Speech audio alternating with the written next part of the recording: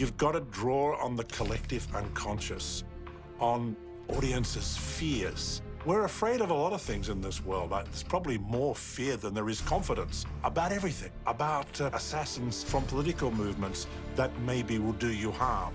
A master spy will travel to New York City to kill the president. Calamitous political events that are going to destroy your lifestyle. The Russians are deploying their missiles to the field. And that's been confirmed on the ground, Mr. President. Mr. President, I strongly recommend that we go from DEFCON 4 to DEFCON 2. Do it. So a successful political thriller combines all of these fears and turns them into an edge-of-your-seat story.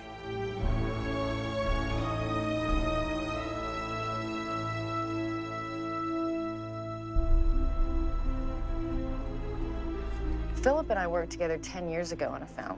And it was an early film for me, and it was a big deal to get hired on it, and he was just so lovely and helped me through it. And action! He's a joy to work with. He's like that brother that you want looking after you and that you trust. And he's very thorough with his shooting. He's very focused every day. And when you think, I've lost track of my character sometimes, and he's reminded me of just the right thing to get me through every time. He doesn't miss. He's very focused and on it as a director, and just a lovely man. Well, that's when that car comes around. So you should see it somewhere around there. Yeah.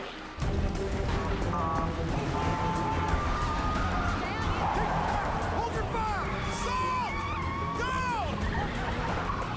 Salt! In a wider sense, it's interesting to revisit some of the paranoias of the 80s and Russia, and the nature of intelligence, the nature of counterintelligence, the nature of moles, the nature of leaks, which obviously still are about. She's scared, don't you see I don't that? care. I don't care. There is a mole in Russia House, Ted. There is a mole in Russia House. I am sure. From a very early age, I was imbued with the mystery and enchanted by the stories of spying, because my father was a spy. Please step in the elevator. My father worked for Z-Force. Z-Force was the Australian equivalent of the OSS. The OSS was the forerunner of the CIA.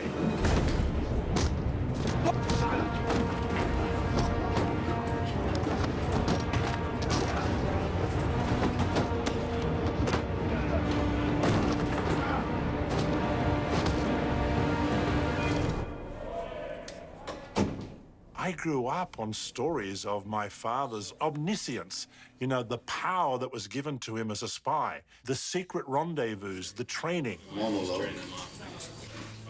As a kid, in my small town in rural Australia, in the outback, I'd spend most of my time just following people, spying on people. Do a rehearsal. Camera up. I'd choose a person in the town that I didn't know, and then for the next hour, 2 hours, I'd shadow them.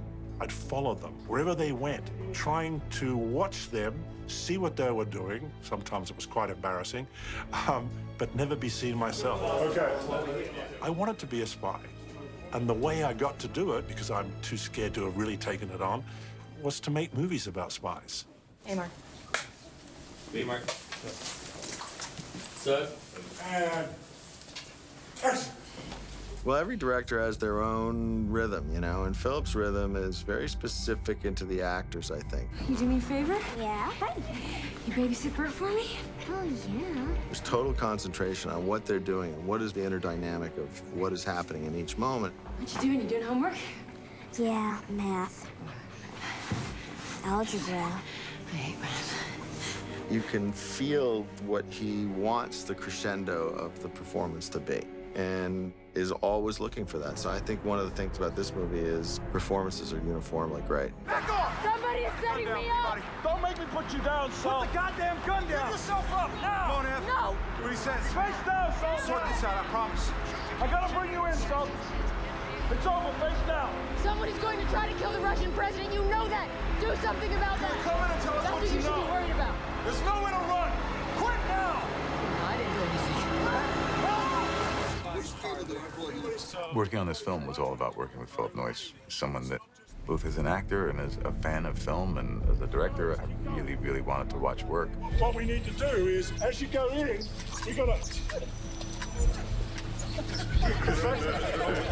Phillip has an extraordinary passion, generates a huge amount of excitement, and gears that towards the project. You're gonna go straight.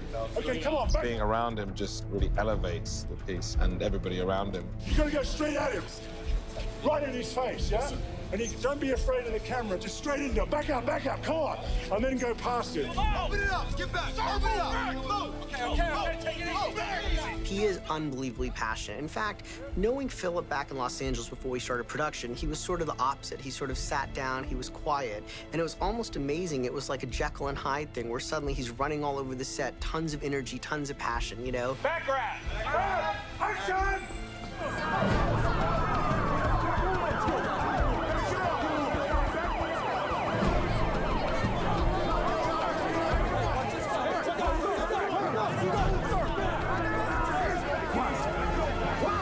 What makes Phillip so great at this is his attention to detail.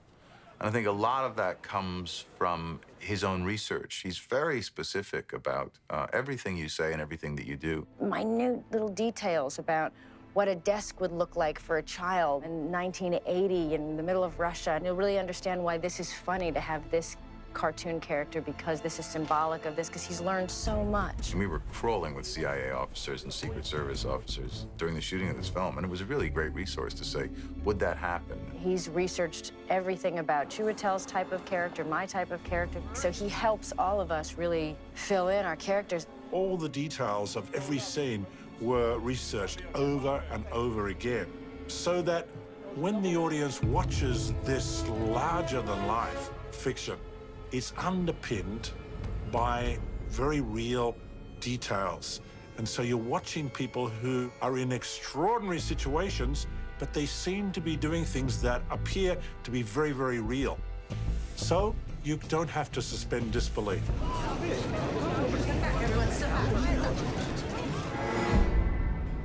Are you talking to me? It's always interesting working with a new collaborator, finding what your language is. Phillip's been doing his game for a lot longer than I have. He's got such a breadth of experience that I don't even touch. So it's kind of interesting to see, as a well-journeyed filmmaker, where his attention goes, as opposed to where I might think that it might go. Phillip's been very good and gracious with me. He's given me enough rope that I can either hang myself or, I think he appreciates that we're really trying to push the boat out and come up with new ideas and not be just content just to phone it in and do the same old thing. He really pushes people to go further and go outside of their comfort zone. He gets something out of you that you weren't sure you had. It's all for him about, living and breathing the movie he's making, which to me, that's what a filmmaker is, and he's made some great movies, and he brings all that experience to the table here with a passion that equals that, and that's rare. There's an attention to detail, there's an attention to the sense of reality, and there's attention to the humanity.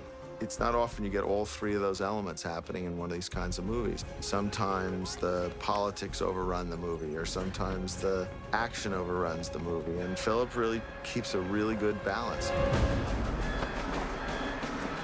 So I think when you watch these movies, if it is the intelligent thriller, he's the intelligence behind the thriller. That again. I read a lot of extraneous news, the headlines, the salacious tidbits from gossip columnists, political news. We all do. It's an avalanche of information that greets us every time we wake up. And explosion!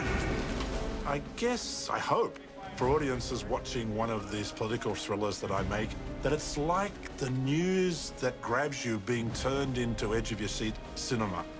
That's what I try and do. And action.